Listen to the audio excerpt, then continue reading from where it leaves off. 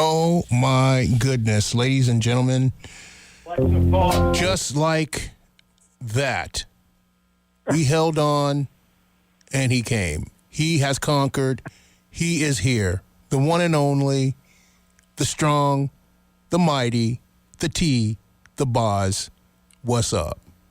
Hey, good morning, Mr. Williams. Good morning, everyone. You've probably heard me tell my Alexa to stop playing, but it's live, folks. It's live. And so these things happen. But anyway, we're here, and boy, the classroom looks amazing. Come on in, come on in. Hey, Kevin, can you bring in some more chairs? We got a pile of people coming in today. The classroom looks beautiful, Jock. Pink and white balloons, flowers. Oh, what an awesome job WAPJ has done. Good morning, everyone. Good morning. Plenty of seats in the back for the new people. You got the couch. Yes, you can sit on the couches. Come on in. And wow, this place looks amazing. When I came in this morning to prepare for this show, I'm never surprised, but it's always nice to see WAPJ does a great job for Words of Wisdom, Moments of Meditation. And I'm glad to be here. We have a nice show. I want to thank everybody today for their contribution. This is one of those class participation exercises, and it worked out great, and we're going to go through all of that. As some of you don't know, but Jock and I are fresh from the coronation in England. Yes, we were invited. We were sitting with Sir Paul McCartney and Sir Elton John because we're entertainers, so they put us with them. But we were a little remiss, Jock and I, because we went up to meet the new king, King Charles, and we went with the staff of WAPJ and the Feel Good Show.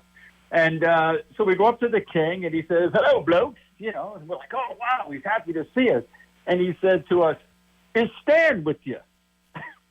Jock and I were a little like, Stan. He said, "Yeah, I'd like to meet Stan because I love Stan, and he's so popular." So we brought Stan in, and the new king and Stan hit it off fabulously. And the word has it they're going to be starting a thing called Stan and Chuck's Coffee Shop. That'll be opening in the Commonwealth. I did say to the king, "Why didn't you take Top Billy?" He says, "Well, Stan, bloke, is more popular than me." So with that, we welcome Stan, the coffee man. Good morning, Stan. How are you? You had a wonderful trip. Barbara did a great job. And what do we have in the pot today? Mom's breakfast blend, a little bit milder from Mom. And now, what is this, Stan? There's a cover. Can you get that camera in here? Because I want the people at home to see this. Lift the cover. A beautiful pink sheet cake with white flowers, and it says, "Happy Mother's Day to all the mothers from the Feel Good Show and the class of Words of Wisdom, Moments of Meditation." That is beautiful. Oh, really? You baked it yourself with help from people in California. Thank God. What a beautiful cake. So we'll be cutting that up. Those of you who can stay after the show, please do. Those of you who can't, get your little piece of heaven over there. There are no pens and papers today. It's not that kind of show.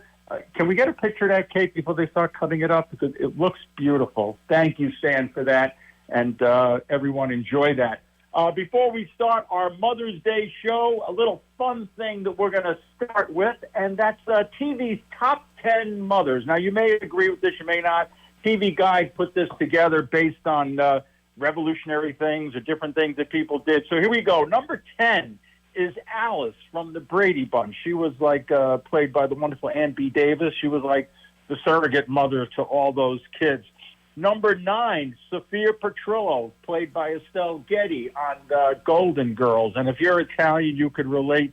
That woman did a wonderful job on that show. Number 8 is Morticia Adams, played by the beautiful Carolyn Jones. And I always remember Gomez kissing her arm like that. Oh, what a fun show that was.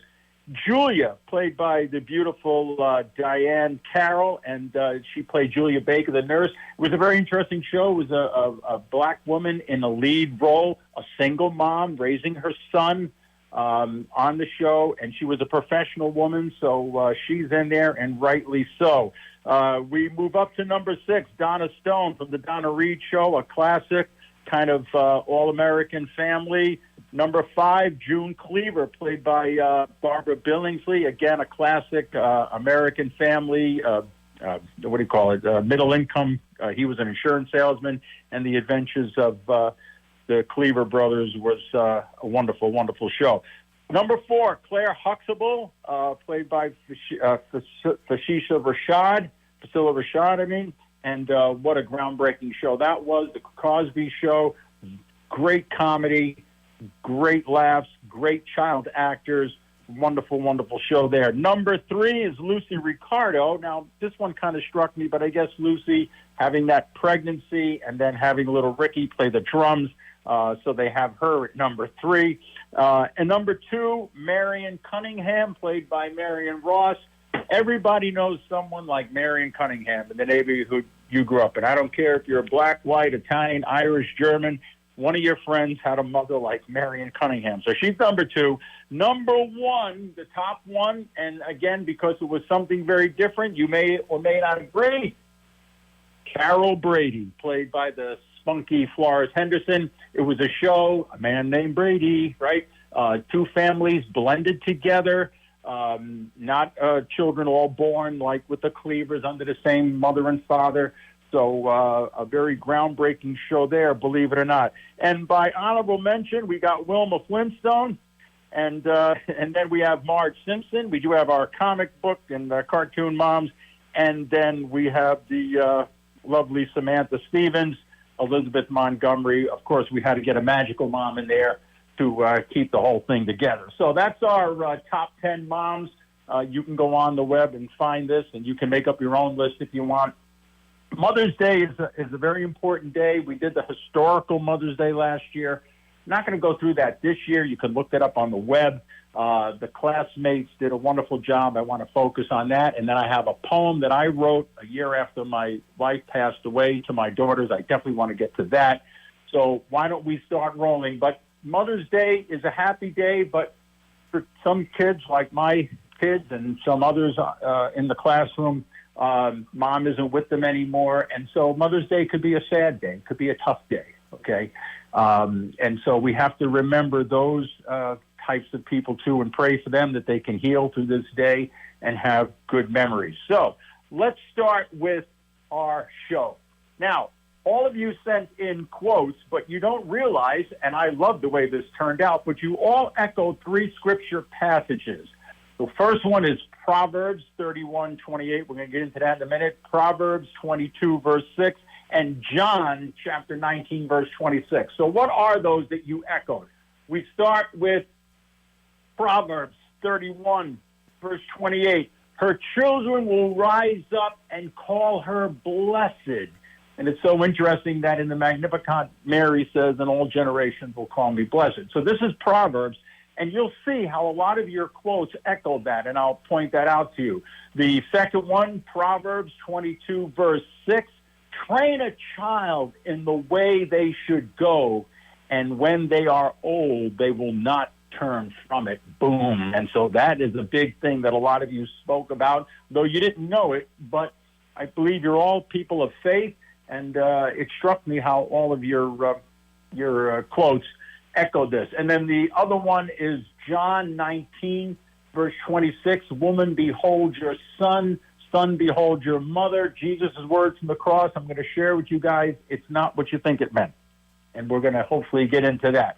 So let's start with our first classmate, Dina, down in South Carolina, my sister. And she listened to us via stream. And she says, which is my mother, but we'll say her mother kept things very simple and used to say this: everything in its place and everything has a place. And she also said that the way you put it away is the way you'll find it. And being visually impaired, and my friend Catherine and Keith are nodding, that is good advice. Boom. And my brother and I, with his wife and my late wife, did an enormous Christmas decorating of our house many years ago. We had over 350 people come through at Christmas time. And believe me, we put things away the right way, because when you do that kind of Christmas decorating, my mother's words are in our ear. The way you put it away is the way you'll find it. So moms do give us great advice that we carry on. It's a great funny quote from the Golden Girls. It is not easy being a mother.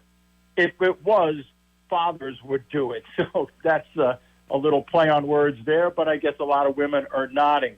We go down to my friend Jeannie, my fellow Bible classmate. She says, being a wife and mother is the joy of my life.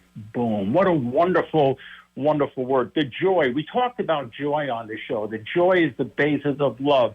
So what Jeannie's saying here in this little quote is that the love that she had, it wasn't a chore for her, is not a chore. She just had her granddaughter, Juliana, made her first Holy Communion last Saturday, and I know she was thrilled with that. But she's saying it was a joy, okay? And so the love that she has for her son and daughter has now scaled down or rolled down to her granddaughter, Juliana, and it's so true. And so it's been the joy of her life. She's done many things, Jeannie, but that has been the joy. My buddy Fred says this, growing up in Meriden, even though there were 4 younger, smaller boys, his brothers, Fred is one of 8, by the way, so I imagine there was a few ahead of him, smaller boys to take care of, my mother always made us feel loved. Boom. And I love that because Fred is one of 8. There was 8 children in his household, okay? And though the mother had a lot, his mother had a lot to do with taking care and the requirements of motherhood, she always made them feel loved. And if you met Fred today, and Veronica is nodding her head, and so is Lucille and my brother and the people know him, he is a loving person. He is a caring person. He is a person that finds value in people. And I think that comes from, and I know that comes from the love that his mother showed him. So even though she was busy with his household, she was never too busy to show love. And that's how Fred is. And isn't that a lesson for all of us, not only on Mother's Day, but every day? Are we too busy sometimes that we can't show love? It's important to make time. We go over to the songstress Carole King, who was born in Brooklyn like me. I think she made a couple of more dollars than I did. But anyway, Carole King says, where you lead, I will follow. Okay? And so that's so true. Mothers lead and we follow. And I put right behind Carole King our friend Susan, who is a teacher but also a singer-songwriter. And so I put her quote right after Carole King because it talks about where you lead, you will follow. And Susan talks about motherhood as a leadership role. She says, motherhood, comma, it is never about being owed something. I love that word, owed, okay? Almost like what Jeannie said, the joy. Motherhood is never about being owed something. It is a selfless and unconditional love in its purest form. It is sacrifice, and it is putting your child's needs ahead of your own. Boom. It is the most important job there is to help guide your children, not give your children. Notice she said to help guide your children, because eventually you want to set them free from you, to help guide your children to become confident and competent adults. I love that because the role of a parent is not to raise a child, but to raise a child to become an adult. It is the most rewarding and at times the most challenging jobs on earth. And she says she wouldn't change it for anything. And so she really echoes what Carole King says, where you lead, I will follow. She has led her children and they followed. And I met Ryan a couple of times. He helped me out big time with a rug a couple of years ago. And Cassidy is out in the state of Washington, and they are independently living. Let me get to my friend Kirk. He's an organic gardener, a good friend of mine. I have rabbits and a lot of rabbit manure, so that's how we became friends. He says this about his mother. His mother's name was Jeannie Benton Middlemas. And he says, we love you now more than ever and missing you these last 4 years. So she has recently passed. Your kind spirit and patience and giving nature are a constant guide. There's that word guide, a continuous guide, he says, for us to follow. Love Kirk, Kylie, Wendy, and the entire family. So we go right back to Proverbs where it says, train a child. And this is what is happening. So Kirk is, I think, a couple of years young. He's maybe almost 60. But now here he is, an adult male, right? And still the lessons that his mother taught him, he is channeling down to his daughter and beyond. So our scripture quote there about train a child so far is so true. My sister was putting everything in your place. Everything has a place. Fred, the lesson of love, moving that down. Susan. So this is why I say all of you have been echoing these beautiful scripture verses in your quotes. It is 11:30. Jock, get your piece of cake and let us have the sponsors. And thank you so much for tuning in to your local community radio station, WAPJ Torrington. We want to take this opportunity to recognize our sponsor, 5 Points Center for the Visual Arts and 5 Points Art Center, with 2 convenient locations for you. One in the heart of downtown Torrington at the 5 Points Traffic Circle, and 2 at 855 University Drive on the former Torrington Yukon campus branch, exhibiting international, national, and regional artists. And we thank them so much for allowing us to bring you the quality community radio programming that we're able to do here today with words of wisdom and moments of meditation with T-Boz. So with that being said, we'll return the show back over to you. Okay.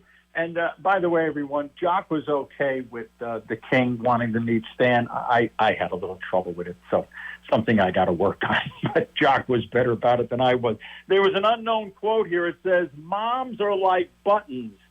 They hold it all together. Wow. And I think that's great. And so far with our classmates, we have seen Fred's mom, having 8 children, Susan, holding it all together. So moms are like buttons, and they hold it all together. We go up to Lucille, which is Fred's partner and a very good friend of mine. Lucille, also one of 8 from Tanner. It's interesting. Both Fred and Lucille both come from families of 8, and both of them married their late spouses in May. So when they go out, people say, when did you get married? They say May. Anyway, so Lucille says this, my mom was a very caring and loving person. Love is such an important ingredient in all of this, isn't it? And these people that brought all these in are really top-notch people because they think they had a good base. So my mom was a very caring and loving person. She made sure to teach me to have good manners, boom, respect, bing, bang, boom, and giving me many hugs. Again, so there's Lucille's mom. She's one of 8. Lucille grew up on a farm. And let me tell you something. Lucille is a small woman like Lady Boz, but when you dance with her, she can whip your butt around quicker than you'd ever know. But she had a mother of, 8 kids. They had chickens and all these other animals on the farm. But I love what she said, and many hugs. So again, her mother took the time to hug her. And if any of you have ever met Lucille, I know Jim, a lot of you have, she is a huggable person, and she hugs. And you could feel her mother's love through her coming to you. And she has wonderful children down there in Plainville and grandchildren. And she and her late husband, George, really built a wonderful family. And she is really a very good friend of mine. I love her. Brother Boz, otherwise known as Stephen, says, my mom kept it simple, like my sister said. And my mother's favorite quote that he has, and Veronica knows this one, my mother always said, the car's carrying it. You don't have to carry it on your back. And that is such good advice, he says, because every time he and my sister-in-law go out, Lady Boz and I do this all the time. If we question, should we bring the umbrella, or should we bring this, or should we bring that? You know what we say? The car's carrying it. You don't have to carry it on your back. And that is such good advice for anyone. So if all of you are going out and you're about to go out for the Mother's Day weekend or the beautiful weather, you're heading to the beach or the park, and you say, should I bring the lawn chairs? Remember what Mrs. Bozzi said. The car's carrying it. You don't have to carry it on your back. Brother Boz also goes on further to say probably the first person that kisses you is your mother after you're born. I thought that was very interesting and touching. And he says, Happy Mother's Day to all the staff here at WAPJ, and all the classmates and their moms. We go over to my friend Jim, my good friend Jim, and he says, growing up in Torrington, there was 4 brothers. He has his mother, who's still alive, we'll get to that in a minute, and his grandmother. Jim actually lives in the house that his grandmother lived in, and they used to work in the gardens behind the house and raise peppers. You go there, Jim will show you where the peppers were, where the tomatoes were. There was a barn there with a horse in it years ago. So he was very fortunate to grow up with a mom and his grandmother, and he says, but now, and they took very good care of him and his brothers. He says, but now the role has been changed or reversed, as he said. His mother is 95, Selma. Her mind is as sharp as a tack, and a very faithful woman. And notice I said faithful, not religious, very faithful. And he says, but now our roles are reversed. We have to take care of her, and his responsibility is to his mother's care. My grandfather used to say, one parent can take care of 10 kids, but 10 kids can't take care of one parent. But Jim's quote goes right to, woman, behold your son, son, behold your mother. What's actually happening there, boys and girls, is Jewish men, the eldest in the family, upon their death or prior to their death, their mother, if she was to pre-live them, her care was the most important thing. So Jesus being the oldest son, we can debate whether he had brothers and sisters. It's not important. He was the first. So here he is hanging on the cross in utter agony, in crucifixion, and he says to his mother, woman. Now, you may think that's cold, but woman is a very tender word in Greek, and Greek's the first one that translated the Bible. And he says to John, behold your mother. What he was saying, here's a new family, a new way, a new faith. And so he was in utter agony, but he was looking out for the protection and care of his mother. Right back to our first Proverbs, they shall rise up and call me blessed. And that's what Jesus was doing. And that's what Jim is saying here.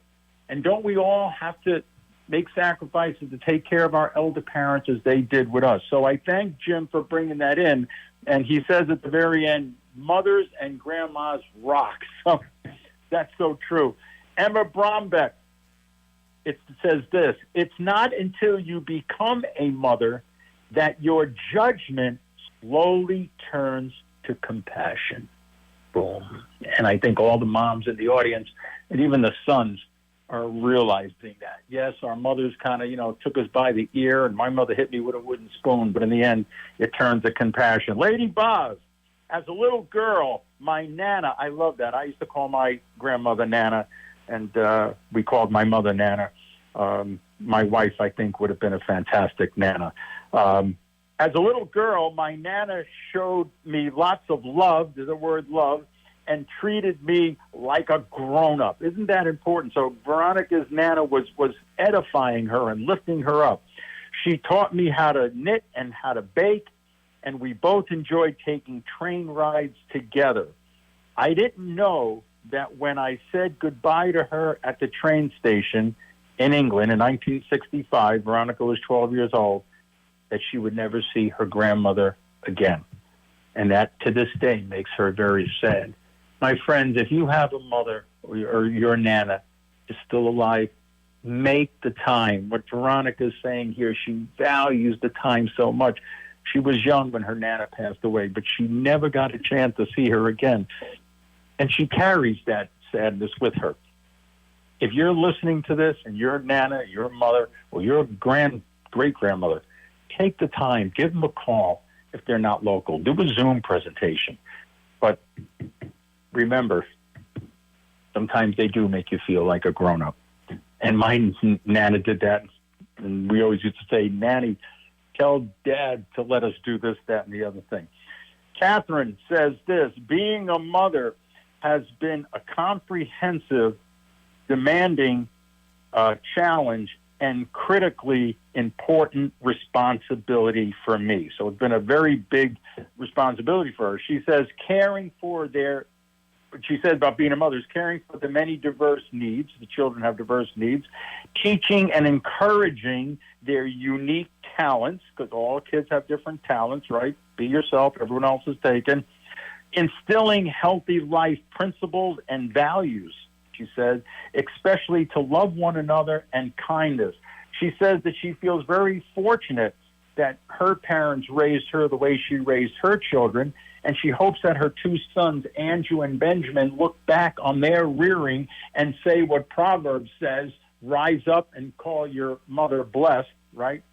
And she says that her son Andrew and her daughter-in-law are doing a very good job with her grandchildren, using those same life values and principles that she used, and it's going down to the next level to her two grandchildren out there in Oxford. So she's very proud of that fact, and she thanks God for all of these blessings. The fact that she had good parents, that she was a very good parent, she says, and that her son is carrying on that tradition. My friend Charlie has a very interesting thought here, and let's see. Okay, we're good. Charlie has a very interesting thing about his mother. And I love this because he doesn't airbrush her in. And a lot of people listening to the show know I use that term a lot. When we did Toxic People, we did Worthiness last week. Seeing your parents as they are, like these people have, is good. Airbrushing your parents in to be Mrs. Cleaver or Donna Stone or Marion Cunningham is not good.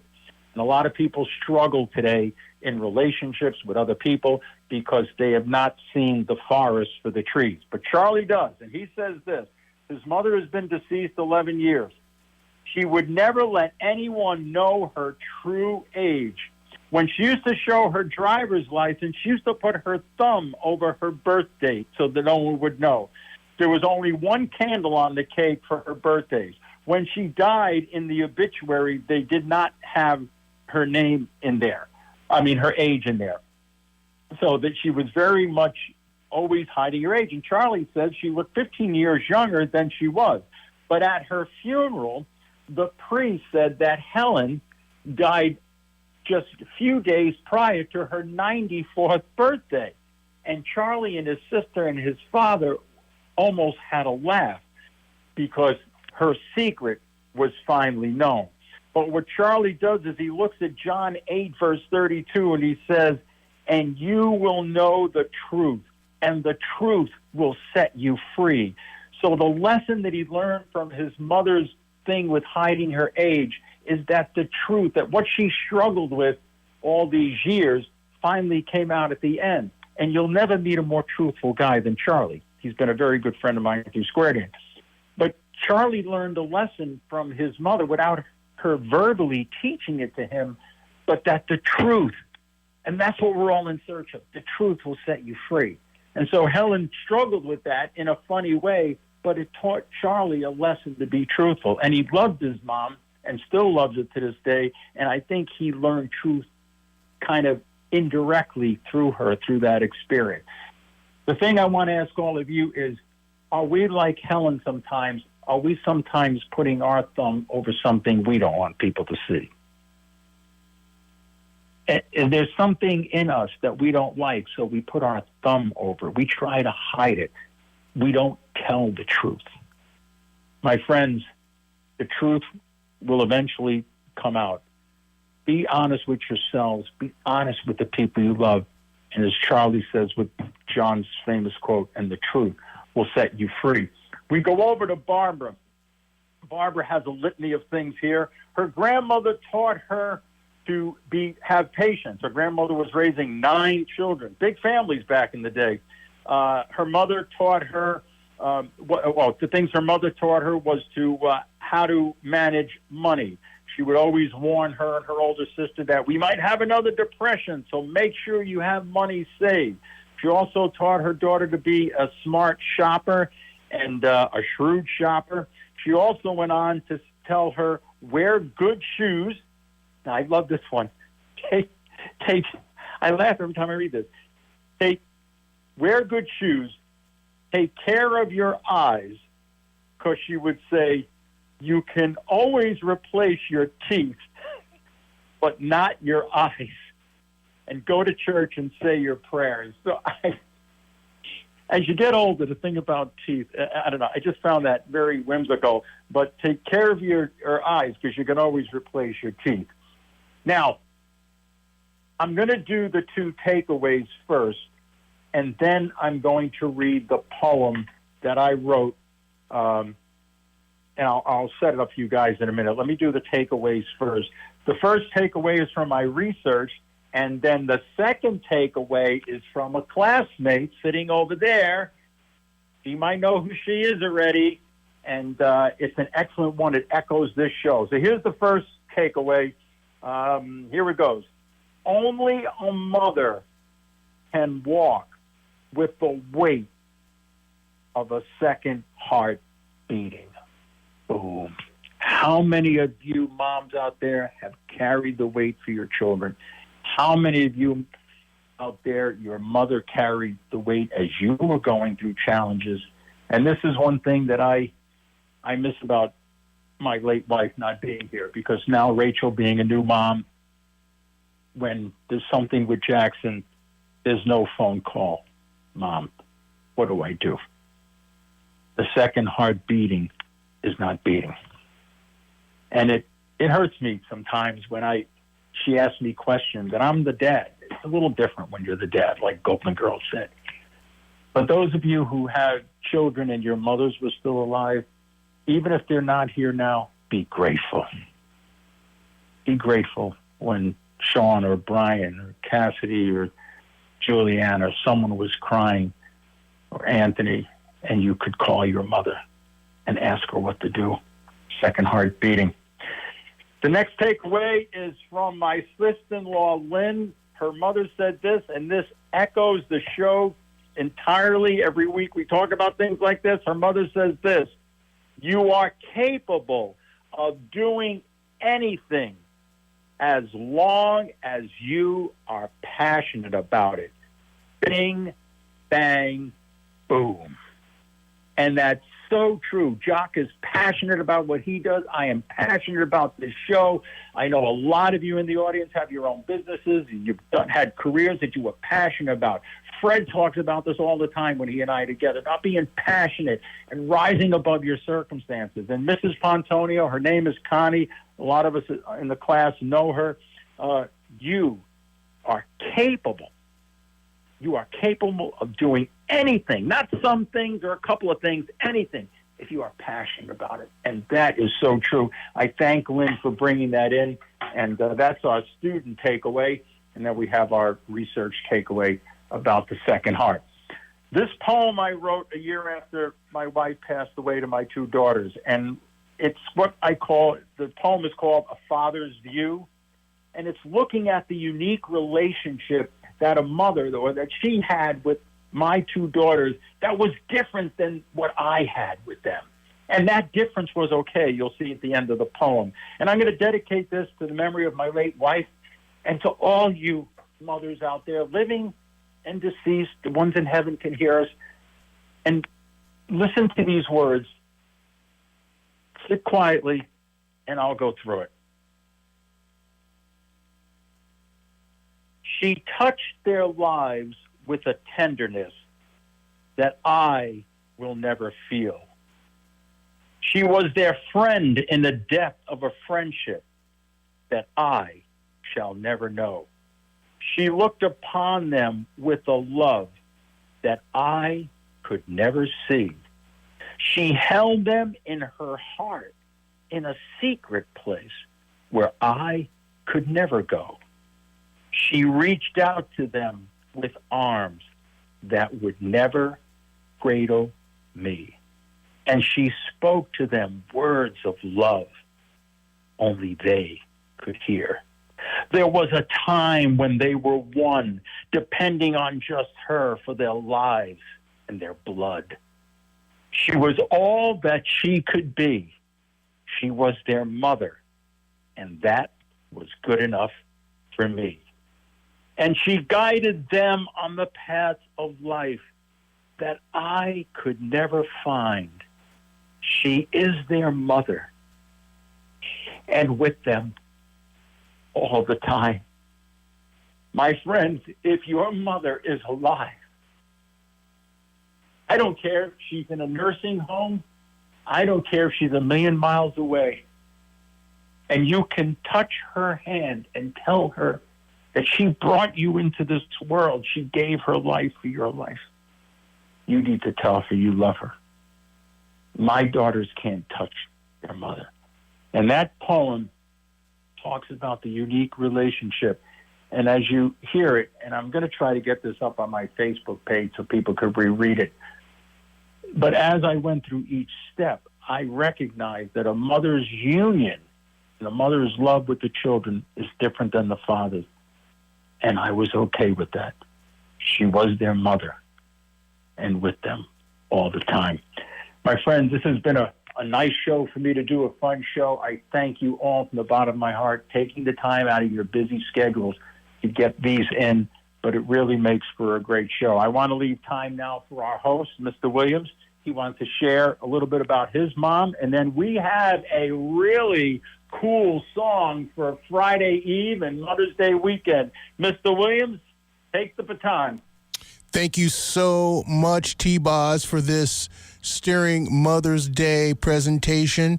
Just sharing a few thoughts with the audience, with my mother. She passed in 2000, and actually it was 2000. March 28th, 2000 was the exact date. And I think that remnants of her live on through me, both consciously and subconsciously.